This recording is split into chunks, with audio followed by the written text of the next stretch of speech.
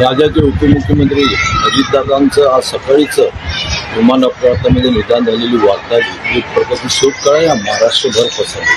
केवळ महाराष्ट्रात नाही तर या देशातल्या ज्या युवक होतं, ज्या युवकांचा त्यांनी स्वतः स्थान होतं, एक आपलासा वाटणारा नेता, हवाहवासा वाटणारा नेता आज अचानकपणे निघून गेल्यामुळं आज एक प्रकारची मोठी पोकळी या राज्यामध्ये पसरली आहे.